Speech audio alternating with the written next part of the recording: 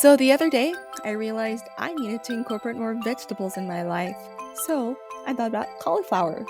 Cauliflower, one thing I love about it is when you cook it just right, it comes out almost meat-like.